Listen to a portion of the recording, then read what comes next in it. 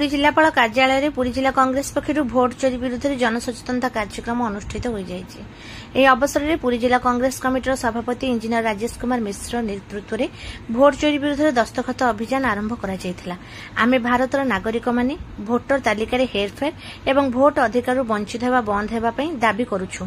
आम गणतंत्र प्रत्येक भोटर शक्ति उपर निर्भर करे आज ही मूलदुआ आक्रमण शिकार होउछि। विभिन्न निर्वाचन मंडल में भोटर तालिका लक्ष लक्ष मतदाता उपयुक्त फोटो समेत प्रमुख विवरणी हजि जाउछि। तालिकारु लक्ष लक्ष नाम हजि जाइथिबा बेले एकाधिक बूथ रे अनेक लोकंक नाम बारंबार रहिछि। चंचकता करी प्रकृत भोटर मानक नाम उड़ाइबा पई कौशल व्यवहार करा जाउछि।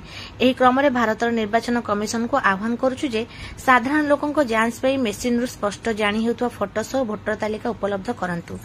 2 प्रत्येक निर्वाचन पूर्व क्यों मतदाता माने कटिले और क्यों माने नुआ जोड़ी हेले फोटो सहित तालिकार सार्वजनिक प्रकाश निश्चित करंतु।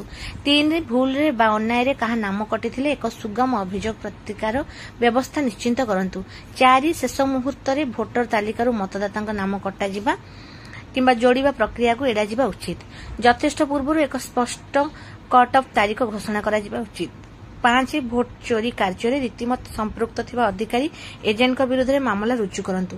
एही कार्यक्रम में अन्यमानक मध्य वरिष्ठ कांग्रेस नेता उत्तम आचार्य, पुरी जिला कांग्रेस सेवा दलर मुख्य संगठक विश्वकेशन हरिचंदन महापात्र, आईनजीवी वैद्यनाथ पाणी, कालीप्रसाद नायक, सुकांत कुमार प्रधान, पूर्वतन पीसीसी संपादक विश्वनाथ दास, नगर कांग्रेस सभापति अमरेन्द्र पाइकराय, दुर्गा प्रसाद सामंतराय, उमाकांत बेहेरा और मनोज महापात्र प्रमुख उपस्थित थिले।